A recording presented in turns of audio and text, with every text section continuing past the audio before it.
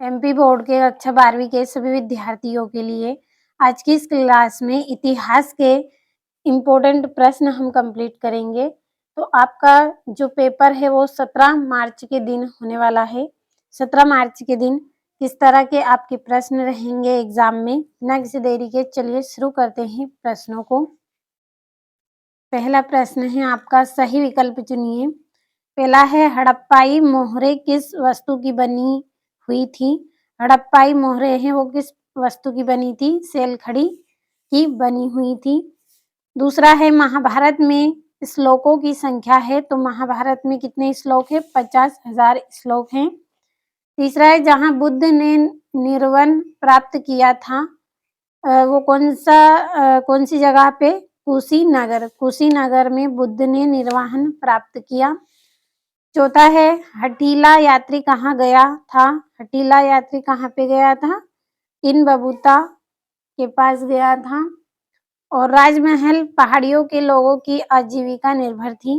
राजमहल पहाड़ियों के लोगों की आजीविका निर्भर थी किस पर? जंगल पर। तो आ नंबर वाला सही रहेगा।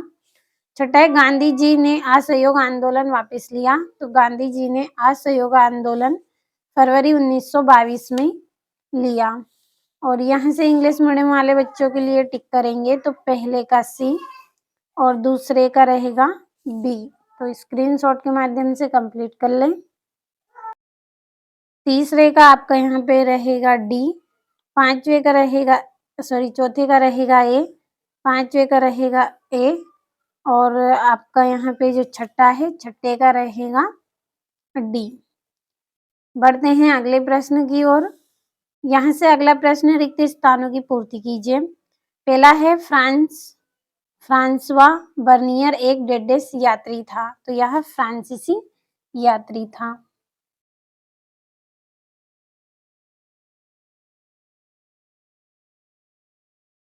अगला है, आरंभिक भारत का सबसे प्रसिद्ध विधि डेडेस ग्रंथ है। तो कौन सा है? मनु स्मृति।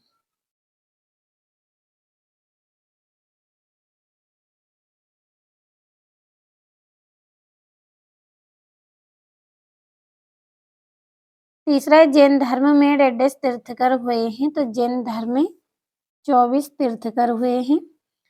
चौथा है, गुजरात में श्रीमंत किसान के पास डेढ़ एकड़ भूमि होती थी।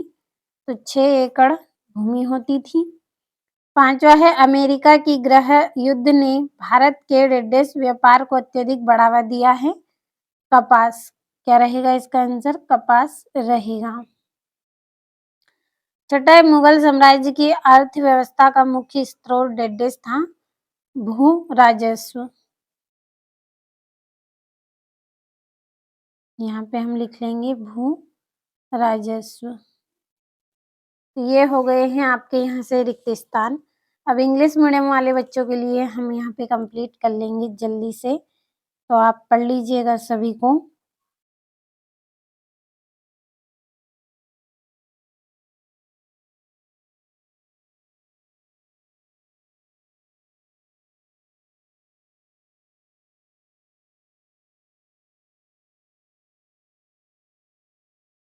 और यहाँ पे ये आपका रहेगा।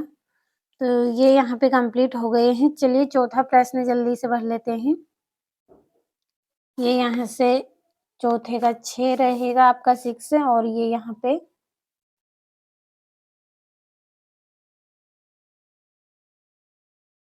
और इसका हम यहाँ पे लिख लेंगे छठे का। एरो लगा दिया है ताकि आप समझ जाए कि इसका आंसर ये है।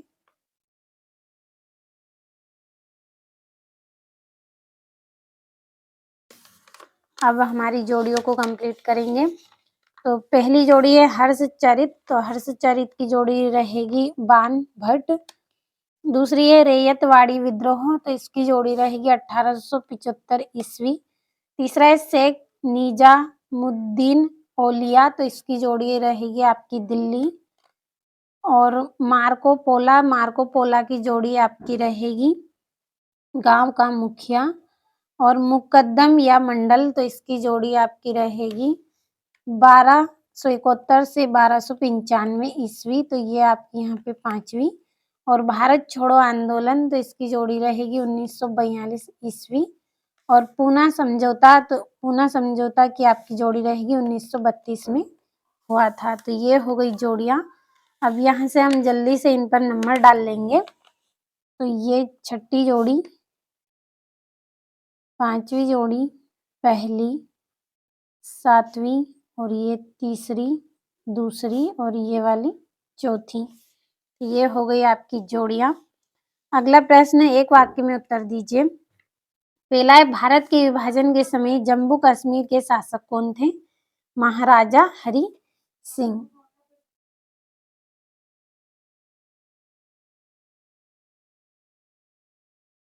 महाराजा हरि सिंह इसका आंसर रहेगा। अगला है, सुदर्शन झील का जीर्णोद्धार किसने करवाया था? तो राजा रुद्रमान ने।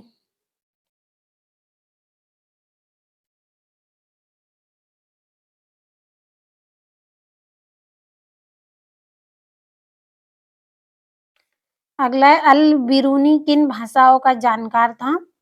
फ्रांसीसी, संस्कृत और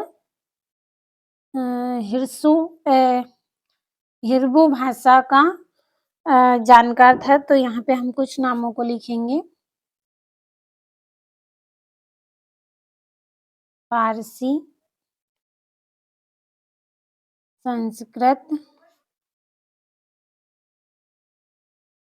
सीराई आदि आप लिख लें, आदि भाषा का जानकार था। और अंतिम मुगल बादशाह का नाम क्या था? तो बहादुर शाह जफर।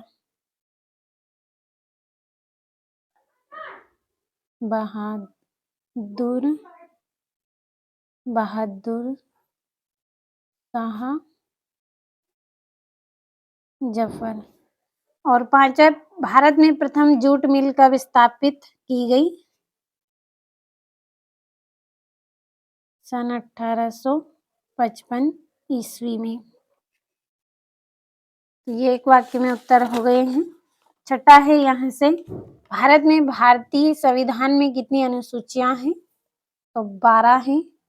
और संविधान सभा के अध्यक्ष कौन थे? संविधान सभा के अध्यक्ष डॉक्टर राजेंद्र प्रसाद हैं, थे।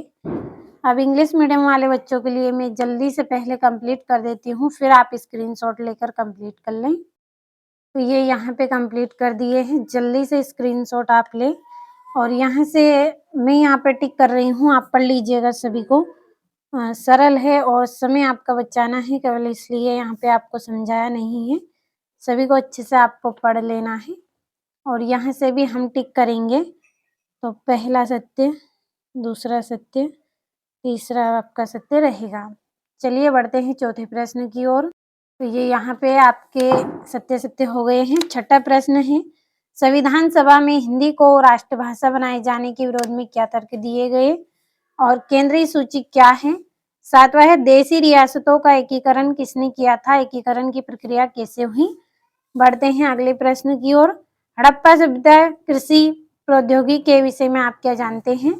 और ग्रिड पद्धति क्या थी? और इन बबूता ने अपने वृत्तांत में दिल्ली शहर का वर्णन किस प्रकार किया है? यहाँ से आपका ये 10वां है, सूफी सिलसिले किन 2 वर्गों में विभक्त थे?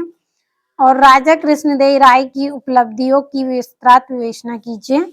और मुगल काल में ग्राम पंचायत के मुखिया का चुनाव और उसके कार्यों की विवेचना करना है। और यहाँ से स्तंभ मारीरी बंदोबस्त के बाद बहुत सी जमींदारियां क्यों नीलाम कर दी गई?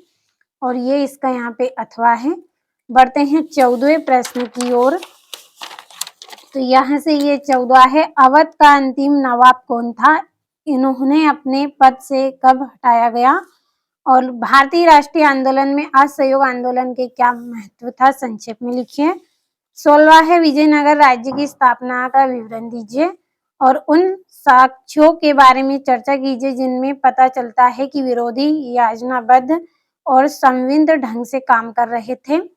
और ये यहाँ से अथवा। और ये 18वां, महाभारत को एक गतिशील ग्रंथ क्यों कहा गया है? और सांची स्तूप की खोज और उसके संरक्षण पर प्रकाश डालना है। और अशोक के अभिलेखों के बारे में आप क्या जानते हैं? संक्षेप में वर्णन करना है। ये 21वां प्रश्न है। यहाँ से 22वां, भारतीय स्वतंत्रता अधिनियम की प्रमुख धारणाएं क्या थी, स्पष्ट कीजिए।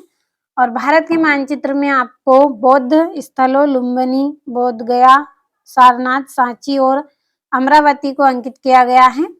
तो जितने भी प्रश्न बताए हैं सभी को कंप्लीट आपको अच्छे से कर लेना है। 17 मार्च के दिन आपको इसी में से क्वेश्चन देखने को मिलेंगे, तो कंप्लीट अच्छे से कर लें।